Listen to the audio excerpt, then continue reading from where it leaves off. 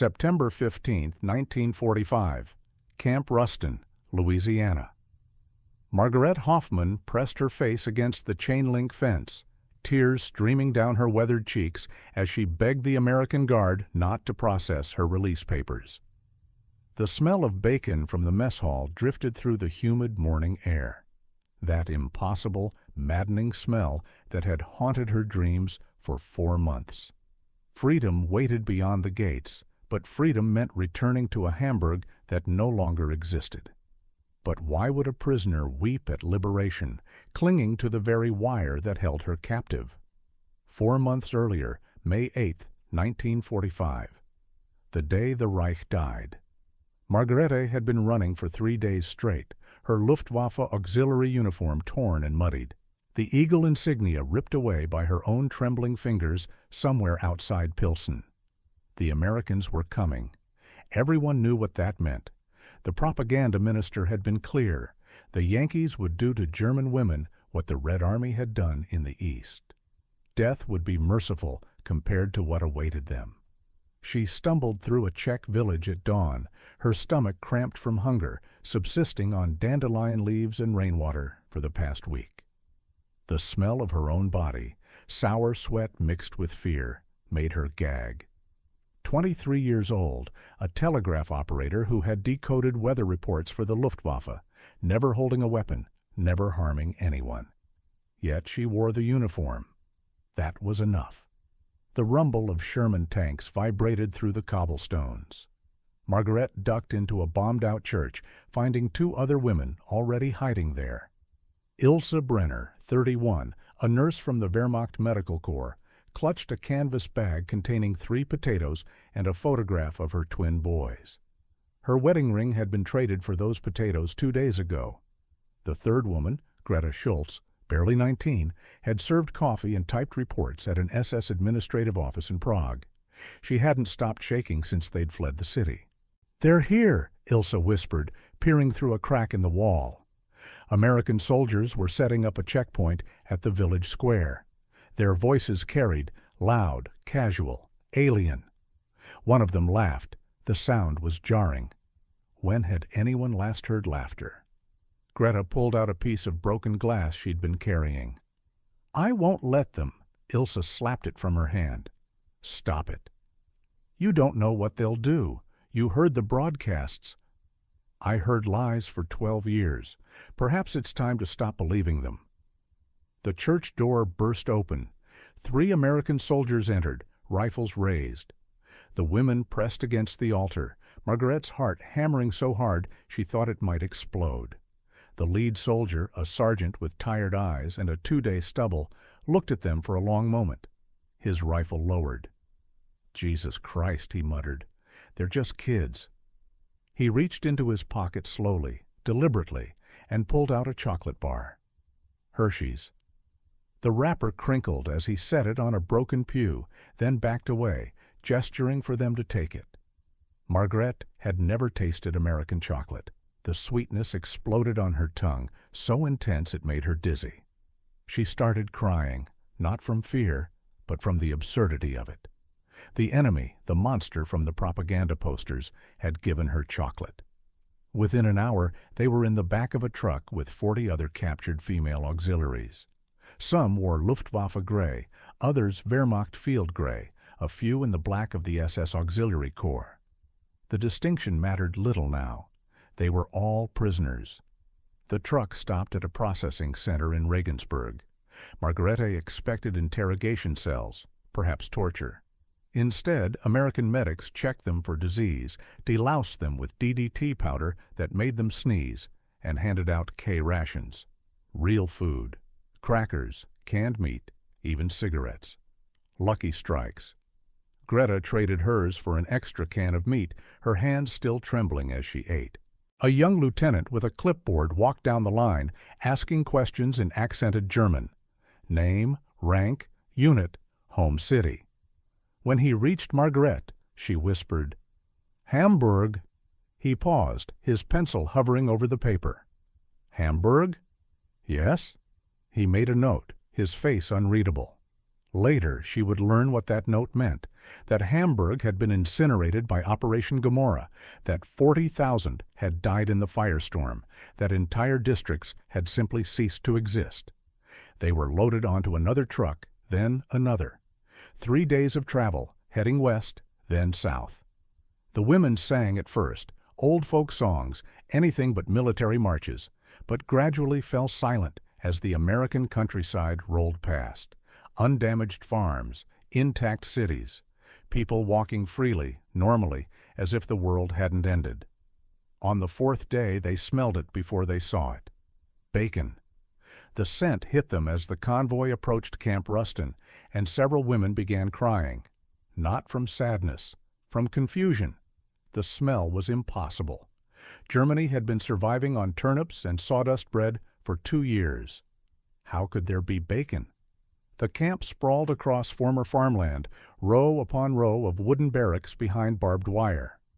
But the wire seemed almost decorative compared to the concrete and electrified fences they'd known. Guards stood at towers, but they looked bored, some reading magazines. A radio played somewhere, American jazz, smooth and foreign. They were processed in groups of 20. Margaret's group was assigned to Barracks 14, real beds with mattresses, not straw, 2 blankets each, a pillow. She touched the pillow repeatedly, unable to believe its softness. When was the last time she'd felt something soft? That first evening, they were marched to the mess hall. The smell of bacon was overwhelming now, mixing with coffee, real coffee, not the ersatz made from acorns, and fresh bread. The woman ahead of Margrethe in line, a former secretary from Munich, fainted, simply collapsed at the sight of the serving line. The food was basic by American standards: beans, potatoes, bread, and yes, bacon, 2 strips each. But Margaret stared at her tray as if it held diamonds. 2,000 calories a day, they would later learn, the same as American soldiers received. She ate slowly, savoring each bite, the grease from the bacon coating her mouth with richness she'd forgotten existed. That night in the barracks, Ilse sat on her bunk examining the day's events like a wound. They're feeding us better than we fed our own people. Greta on the next bunk was writing in a small notebook the Americans had distributed. It's propaganda. They want to break us. Break us with bacon? Margaret asked. With kindness. It's worse than cruelty. Cruelty we could understand. Cruelty we could resist. A woman from the SS Auxiliary, still wearing her lightning bolt pins, though they meant nothing now, spoke from across the room. Remove those pins, Unterscharführer Wagner, Ilse said quietly. That world is dead. Wagner touched the pins reflexively. They told us the Americans would... They told us many things. They told us we were winning until the day Berlin fell. The lights went out at 9 p.m. sharp. Through the windows, Margaret could see the guard towers, the searchlights making lazy circles. But also, beyond that, the lights of Ruston, Louisiana, twinkling like stars. A normal town living a normal life, as if just beyond the fence wasn't a cage holding thousands of women from a dead regime. She fell asleep to the sound of someone crying softly. But for the first time in months, it wasn't her. The routine at Camp Rustin settled over them like a blanket, suffocating for some, comforting for others. Wake at 6 a.m. to a bugle call. Shower with hot water and soap that smelled of lavender. Breakfast at 6:30. Oatmeal with sugar, powdered milk, toast with jam, and always coffee. Real coffee that made Margaret's hand shake with its strength after years of acorn substitute. Work assignments came in the second week. Margaret was placed in the camp laundry, washing American military uniforms. The irony wasn't lost on her. Hands that had decoded Luftwaffe communications now scrubbed the olive drab of the victor. Ilse worked in the medical dispensary, treating minor ailments among the prisoners. Her English improved daily, learned from a Negro medic named Jefferson who taught her American medical terms in exchange for German phrases. "You were a good nurse," Jefferson said one afternoon, watching her stitch a cut on another prisoner's hand with precise efficiency. "Were?" Ilsa asked. "Are. You are a good nurse. War doesn't change that." She looked at him, this man who, according to everything she'd been taught, was inferior, subhuman even. He had gentle hands and read medical journals in his spare time. Another lie crumbled. Greta worked in the kitchen, learning to cook American style from a mess sergeant named Big Mike from Brooklyn. He was teaching her to make cornbread when she suddenly asked, "Did you bomb Hamburg?" Big Mike paused, his massive hands covered in cornmeal. "No, sweetheart. That was the Brits. I just cooked for the boys who fixed the planes." "My parents lived in Hamburg." "Lived?" She nodded, stirring the batter mechanically. Big Mike was quiet for a moment, then said, "I'm from Dresden. My grandparents, I mean. Came over in 1910. Still had cousins there." Dresden, another city that no longer existed. They worked in silence after that, but he gave her extra butter for the cornbread. 3 weeks into their captivity, mail arrived. The International Red Cross had begun locating survivors, reuniting families, delivering news. Margaret's letter came on a Tuesday. She recognized her mother's handwriting immediately, though the paper was singed at the edges. "Margaret, my dear daughter, I pray this reaches you. Father is gone. The house is gone. I live with Cousin Friedrich now in what remains of Altona. We have one room. There is no glass in the windows. Food comes twice a week if we are lucky. 300 grams of bread, sometimes potatoes. I am glad you are safe with the Americans. Stay as long as you can. There is nothing here. Nothing." She read it 3 times before the words sank in. That evening she couldn't eat her dinner. The bacon on her tray seemed obscene. She was gaining weight while her mother starved. The guilt sat in her stomach like a stone. Wagner, the former SS auxiliary, received no mail. Her hometown of Breslau was now in Poland, its German population expelled or dead. She sat alone most evenings, smoking Lucky Strikes and staring at nothing. One night Margarete found her in the washroom, trying to scrub the blood group tattoo from her upper arm with lye soap until the skin was raw. "It won't come off," Wagner said, her voice hollow. "Leave it," Margaret said. "It's just skin. It's proof. When they send us back, the Poles will see it. The Russians will see it." "The Americans won't send you to the Russians." Wagner laughed bitterly. "You still believe in mercy?" That night, unable to sleep, Margaret walked to the fence. A guard named Private Danny Collins from Oklahoma was on duty. He was 20, with freckles and a gap between his front teeth. He'd been teaching some of the women English in exchange for German curse words. "Can't sleep, Maggie?" He'd given all the prisoners American nicknames. "Too much thinking." He offered her a cigarette through the fence. "What about?" "Home. What is left of home." Danny was quiet, lighting his own cigarette. "My buddy Tom was at Dachau when they liberated it. He doesn't talk about it much, but he says—" He paused, choosing words carefully. "He says you Germans are going to have to live with what happened for a long time." "We didn't know." "Some of you didn't know. Some knew and did nothing. Some knew and helped." He exhaled smoke into the humid night. "I guess that's for God to sort out, not me." "And if God is dead?" "Then you'll have to sort it out yourselves." July 4th, 1945, Independence Day. The Americans celebrated with fireworks visible from the camp. The women watched from behind the wire as rockets exploded in red, white, and blue. Some covered their ears, the sounds too similar to anti-aircraft fire. Others watched in fascination.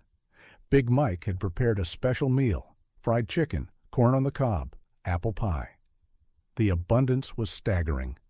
Ilsa calculated they were eating better than German civilians had eaten since 1942. The knowledge sat uneasily. That evening, Captain Howard, the camp commander, made an announcement. President Truman had declared that German POWs would be held until stability returned to Germany. For the women, this could mean months, perhaps a year. Some cheered, others wept. Margaret felt only numbness. Work programs expanded. They could volunteer for farm labor, earning 10 cents a day in camp scrip to spend at a small canteen. Margaret picked cotton under the Louisiana sun, her hands bleeding at first, then callousing. The black field workers watched them with curiosity and something else, not quite sympathy, but recognition. One woman, ancient and bent, shared her water with Margaret during a break. "You girls slaves now, too," she said simply.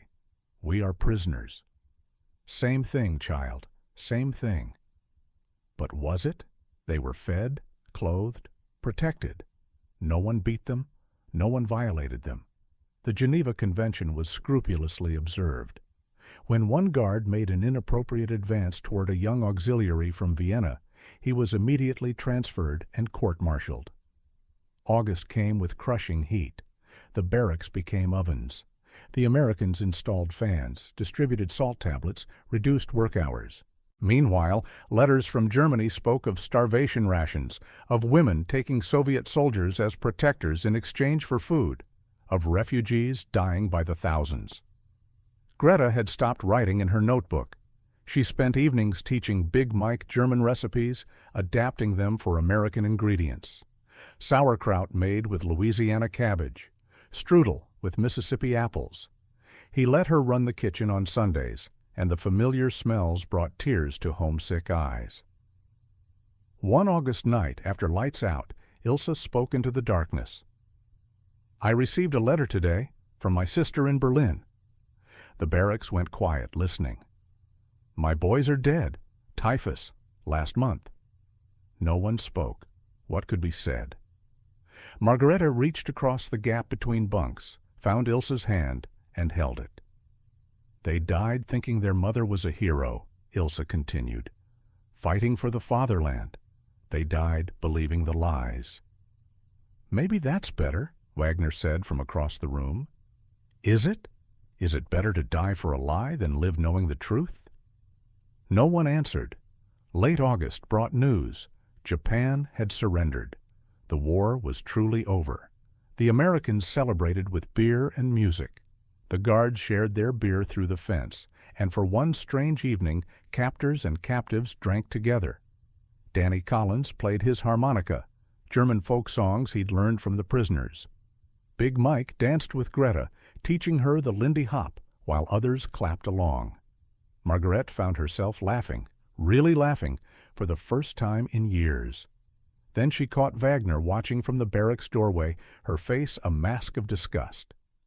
"You dance with the enemy while Germany burns," Wagner said. "Germany burned itself," Margrethe replied. "We just survive in the ashes." "Survive? You collaborate." "I adapt. There's a difference." Tell yourself that. September arrived with hints of autumn. The first repatriation lists were posted. Women with essential skills, nurses, teachers, interpreters, would be sent back to help rebuild. Ilse's name was on the list. She stared at it as if it were a death warrant. That night, unable to face the barracks, she walked the perimeter with Margaret. The cotton field stretched endlessly under a full moon, and somewhere a mockingbird sang its borrowed songs. "I don't want to go back," Ilse admitted. "You're home." "What home? My children are dead. My husband died in Russia 2 years ago. Berlin is rubble occupied by 4 different armies." She stopped walking, faced the fence. "Here, I'm useful. I help people. I eat. I sleep safely. There is nothing but guilt and graves." "You cannot stay forever." "No, but I can delay. Claim illness. Something." "That's desertion." Ilse laughed bitterly. "From what army?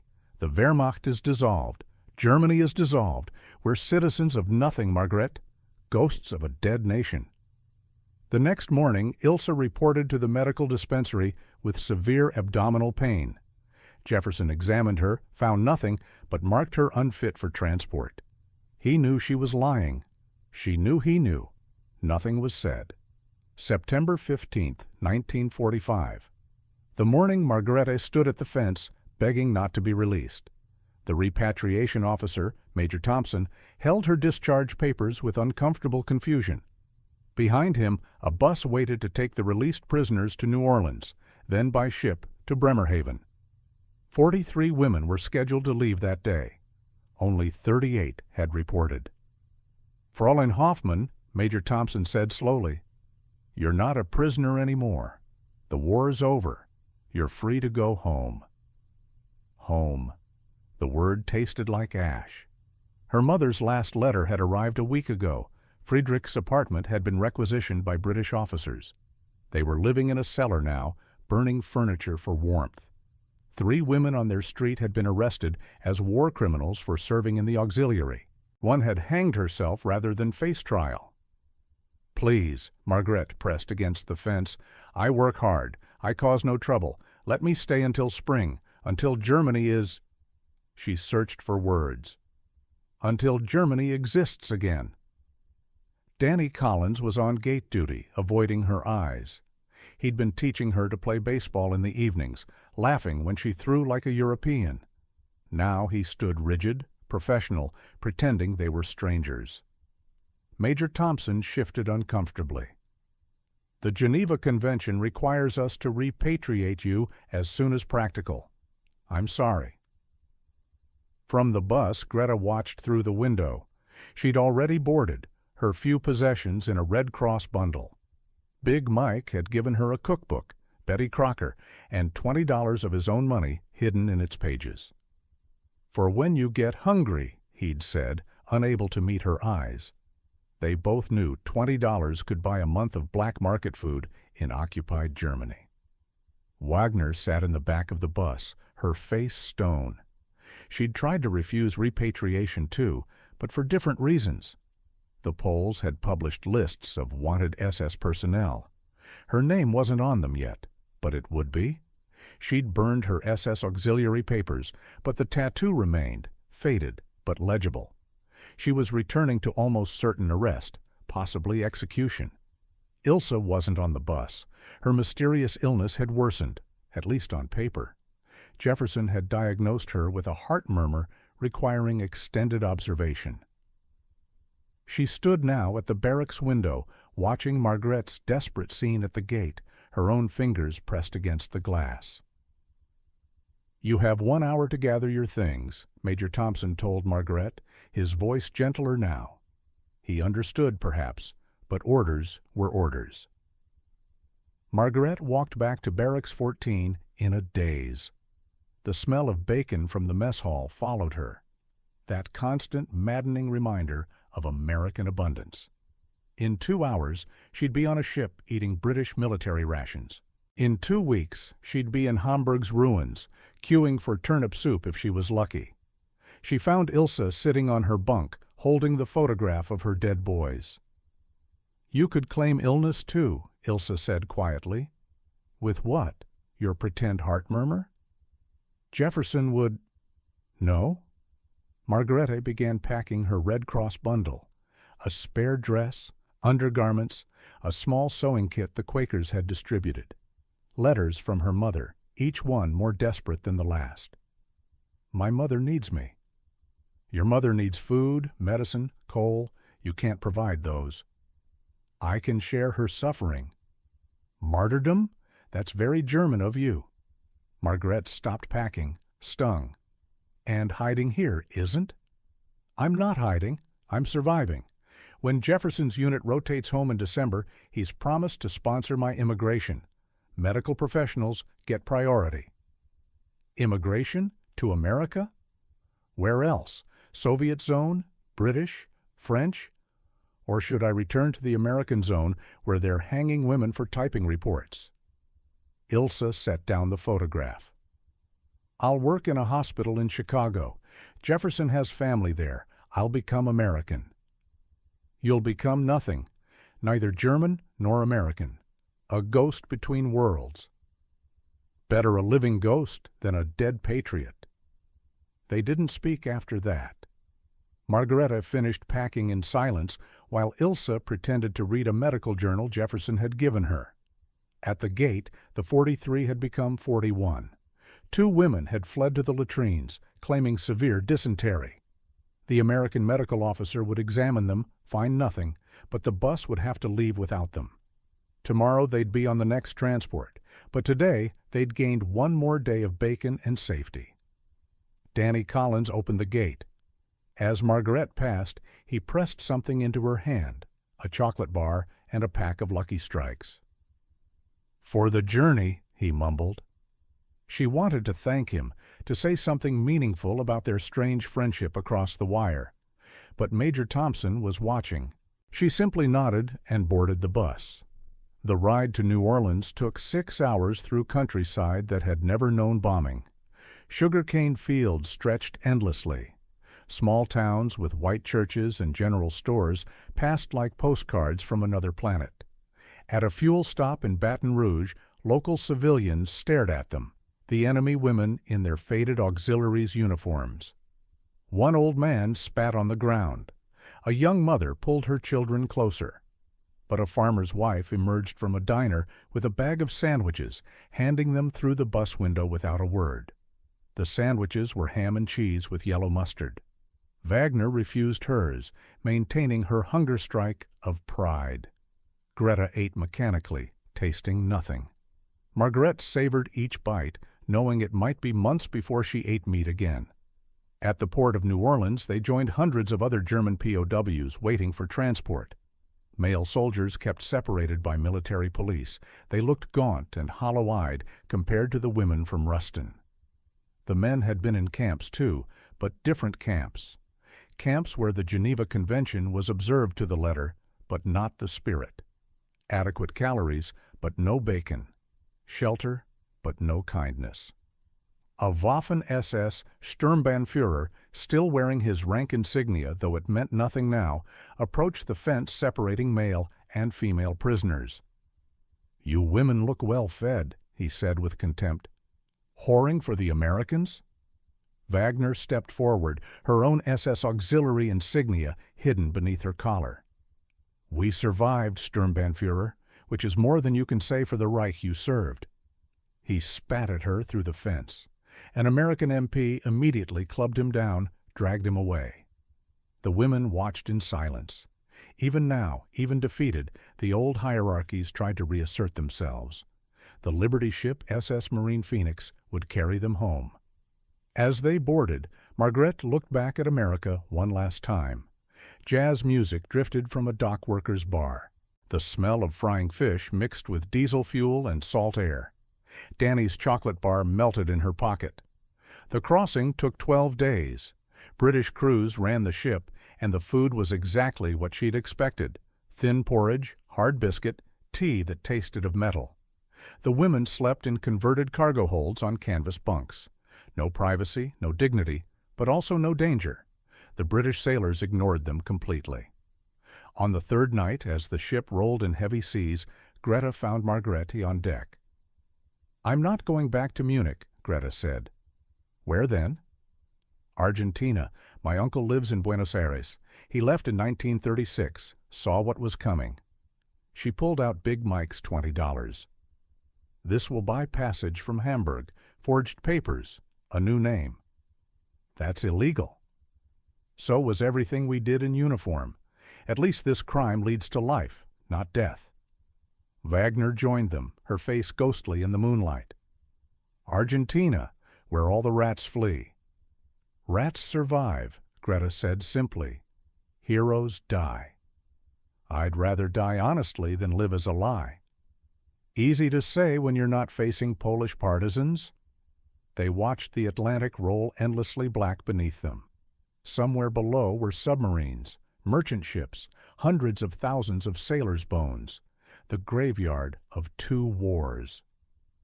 "Do you think," Wagner asked suddenly, "the Americans really didn't know? About the camps?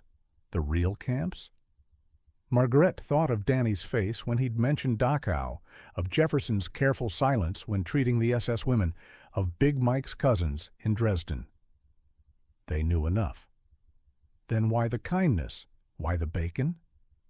Because they could afford to be kind. Because they won so completely that cruelty would have been redundant. Margaretta gripped the rail as the ship rolled. Or maybe because they wanted to prove they were better than us, that their way was superior. Was it? Greta asked. No one answered. September 27th, 1945. Bremerhaven materialized from the morning fog like a corpse from a lake. The port was operational, but barely. Cranes twisted into modern sculpture, warehouses roofless, entire districts simply gone. The smell hit them first. Not bacon or coffee or abundance. The smell of a dead nation, concrete dust, unwashed bodies, desperation, and somewhere beneath it all, the sweet, sick odor of bodies still buried in rubble. British officers processed them with brutal efficiency. Name, hometown, skills, political affiliation. Margaret lied about the last one. Everyone did. No one had been a Nazi. No one had believed. It had all been someone else's fault. The British officer stamping her papers looked up briefly. Hamburg? Yes? Good luck.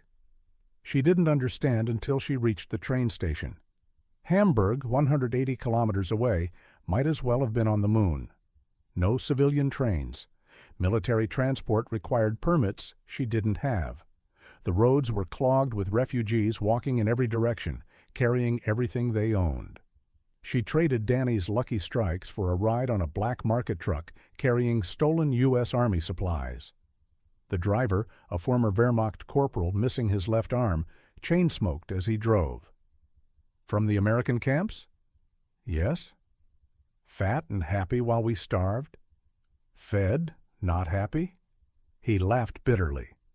Wait until you see Hamburg. You'll beg them to take you back. The journey took 2 days. They stopped whenever Allied patrols appeared, hiding the stolen goods under scavenged vegetables. At night, they slept in ruins. The corporal shared his bread, black market American white bread, ironically, and asked no questions when she cried. Hamburg, when it finally appeared, was no longer a city.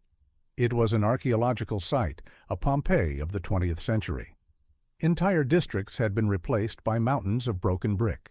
Streets she'd known since childhood simply didn't exist. The address where her family home had stood was now a crater filled with stagnant water. She found her mother in Altona, in a cellar that smelled of mildew and defeat. Her mother had aged 20 years in 6 months. Gray, skeletal, coughing constantly from the concrete dust that never settled. Margaret? Her mother touched her face as if she might be a dream. You're healthy. Fed? The Americans? I know, we all know. The prisoners ate better than the victors. There was no bitterness, just statement of fact. Did you bring anything? Margarete had Danny's chocolate bar, somehow preserved through everything. She handed it to her mother, who stared at it as if it were a religious relic. Hershey's, her mother whispered. I haven't seen chocolate since 1943.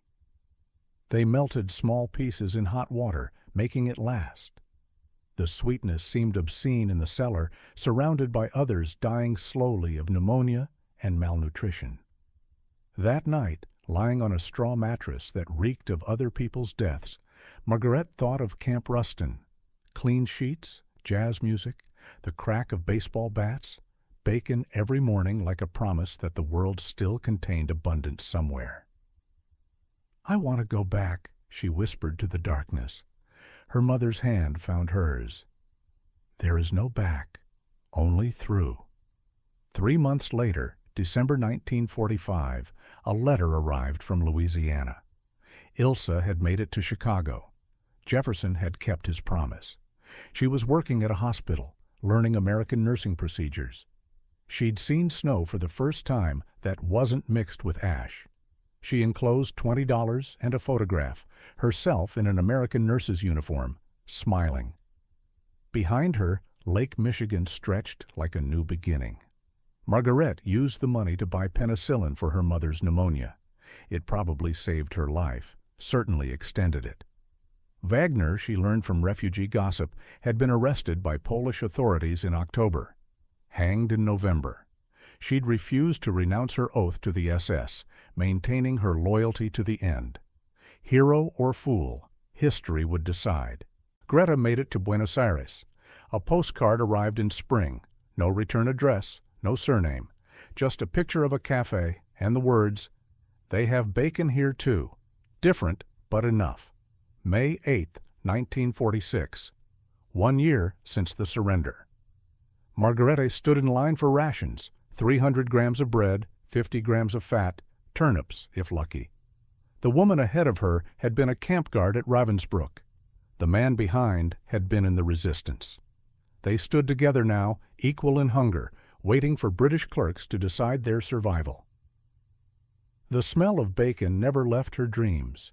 Sometimes she woke believing she was back in Barracks 14, that Danny would be teaching her baseball after breakfast, that Big Mike would sneak her extra portions, that the fence was keeping danger out rather than keeping her in. 10 years later, 1955, West Germany was sovereign again. Margaret worked as a translator for an American oil company. Good pay, good benefits, dignity restored. Her mother had died in 1950, finally succumbing to lungs scarred by firestorm dust. At the funeral, someone mentioned that Americans had always been kind, even in war. Margaret said nothing. What was there to say? That kindness could be crueler than brutality? That bacon and baseball had broken something in her that starvation couldn't touch?